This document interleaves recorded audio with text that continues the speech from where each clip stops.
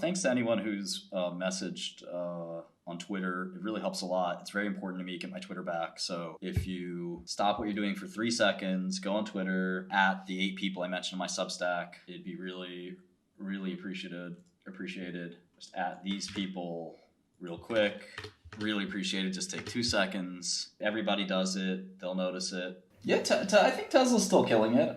I'm not sure I'd buy the stock. I have to think about that. To use my big brain and my BDE to figure that out. I gotta say the energy business is killing it. Cybertruck is coming. Whoa! Can you imagine that thing while we're driving around your city? It just looks crazy, right? It's either gonna be the best-selling truck ever or the worst-selling truck ever. Yeah, anytime you have a chart like this, you should buy the stock. It's kind of amazing. But no, I have to really look at it before I'm willing to put my name on the line. I'll try not to do that. All right, so here's automotive sales, 18,878. Credits, 521. Leasing, 564. Okay, so automotive sales are up 22%, which is one of the lowest performances since that COVID. I should get those 2018 numbers. You gotta be really careful when you look at Tesla. The stakes are high, right? Like if you mess up one thing in the forecast, the whole valuation's gone, right? So it's like very, very, very, very difficult. All right, let's look at some margins. Margins dropped. I know some people were complaining about that on Twitter. So car margin was 18%. That's still way more than Detroit, right? But pretty low for like they at some point were doing up to 30%. My guess is that you can't book costs on margin unless you've the expense directly related to revenue, right? That's the so-called matching principle. If you guys don't know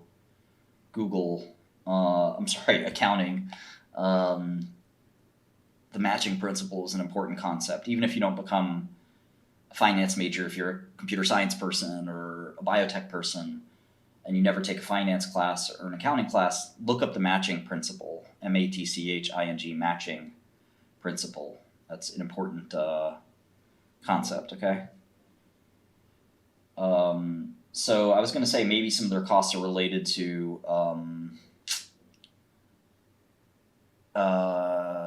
new production lines, but that doesn't work. It doesn't work. Accounting doesn't work that way. So it might be the mix of revenue. I don't know. Leasing cost of goods, 564. Okay, energy, COGS, 1529? That doesn't look right. Energy, COGS, 1361, okay. A lot of these numbers don't match up from last quarter, which worries me. Oh, okay, now I know why. Yeah, so big miss on operating earnings. It's hard to tell sometimes if that's a 1 quarter thing or a multiple quarter thing. So we just don't know. I will say the cost control is unbelievable. Look at R&D here. So R&D for this quarter, zoom in, camera guy, so you can all see this. Thanks, zoom in, camera guy, perfect.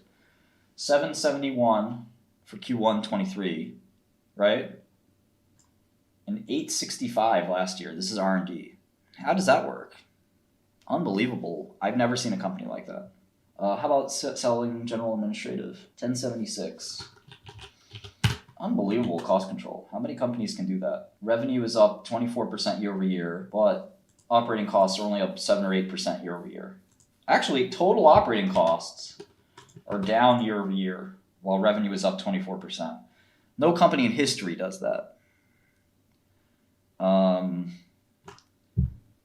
Unbelievable efficiency. Most companies, when their revenue grows, their corporate office expenses grow, they buy a bunch of unnecessary stuff. Unbelievable, right? So your R&D and SG&A costs almost always go up, right? So really, really impressive. And they actually make some interest income, which is kind of funny. They pay almost no taxes. Pretty soon, Bernie Sanders is going to get on that. Elizabeth Warren and Bernie Sanders are going to start driving into that. I started tweeting at Elizabeth Warren. I hope some of you found that entertaining. Man, she ticks me off. But I gotta follow Bernie too. He kind of ticks me off more. Yeah, the SG&A and R&D don't reflect the Berlin factory, so that's really a COGS thing and a depreciation thing. So not really the same thing. Bernie, does Bernie get triggered? I think Bernie just laughs. Bernie Sanders here, listen, that Shkreli kid, he's no good. I don't think he's really what the best of America is. I think he's actually kind of undesirable and not somebody that you should like or trust. He's like a worse version of Elon Musk. I think he's also like Donald Trump. I suppose if you like people like that, maybe you'll like him, but there isn't anybody that likes those types of people, really. Nobody voted for Trump, nobody likes Elon, and nobody likes Shkreli, all right? That's what the media told you. That's what you're going to believe. Sanders out. Digital assets, so that's Bitcoin, I guess.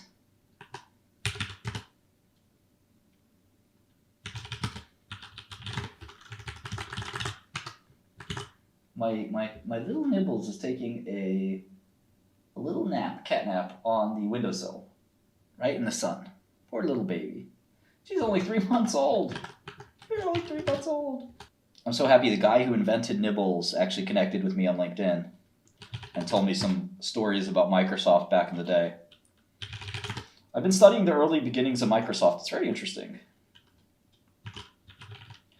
It's a very interesting story about how they went from working solely on language compilers and things like that to the rest of their success. So for 5 years, the book is called Hard Drive. There's a couple books about the early parts of the start of Microsoft. We're adding speech to text as well, yeah. Nibbles recharged by the sun. Why not? It's an old book called Hard Drive. Chronicles Microsoft. I like this. The true story behind the rise of a tyrannical genius. Whoa, slow down. And they picked the worst picture. This is a great book, Shoe Dog. If you haven't read Shoe Dog, you're not ready to be in business. Buy Shoe Dog right now. If there's one thing, one book to buy about business, Shoe Dog is one of those books. And if my advice is useful to you, buy Dr. Gupta too. 𝗪𝗪𝗪𝗪𝗪.ai. Great product. Use it myself. It's the world's first chatbot that's a physician. It'll be rapidly improved soon. So if you think like maybe it's not worth it at the moment, just wait till you see how it improves over the next few weeks and months. It's gonna be great. It's gonna be great. Why are you working? It's Sunday? Exactly. It's Sunday. It's work day. It's literally time to work. Something wrong with you? The grind never stops, cuh! You don't work on Saturday, Sunday. You know what's happening? Your competitor is working on Saturday and Sunday. And your competitor on Monday is going to unveil the thing that's going to kill you. And you're going to sit there saying, oh man, I wish I went to the park. I didn't want to go. I wish I didn't go. I went to the park and now I'm out of business. That's why every time you see one of these billionaires or whatever, you think they got there because they're lucky? You think it was just like an accident? Oh yeah, we just stumbled upon this thing called Facebook, and oh man, it's crazy how it made me the most the person who made the most amount of money in the shortest amount of time in the history of humanity. Yeah, just seemed to work. Crazy how it works. We expect to remain ahead with 1.8 million for the year. I think they already announced that. So the long-term outlook for Tesla is kind of hard to forecast. Let's give it a stab. I would imagine they're going to remain capacity constrained, which is a little bit strange as to why they would change prices. But let's assume Cybertruck, they can do, 300,000 Cybertrucks. The Semi, Roadster, Robotaxi, these all come online over time, right? You're still only talking about 3 million cars unless they do plant expansions. Yeah, I don't see how they can grow revenue 50% year over year without substantial plant expansions and stuff like that. But maybe the Cybertruck capacity will be very large. That's one option. I think the pricing for Cybertruck will be pretty substantial. It's hard to see a world where Tesla's making like 6 or 7 million cars, but let's give it a shot for now.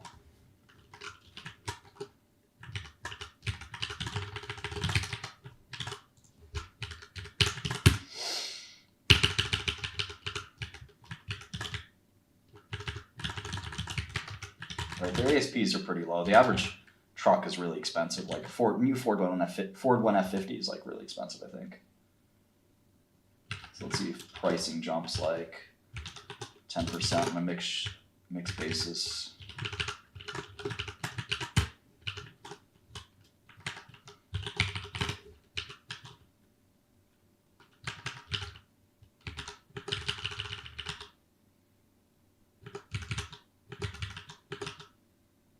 Okay, so I'm very confused. Revenue. Wait, it should be the other way around. Products divided by revenue. Okay.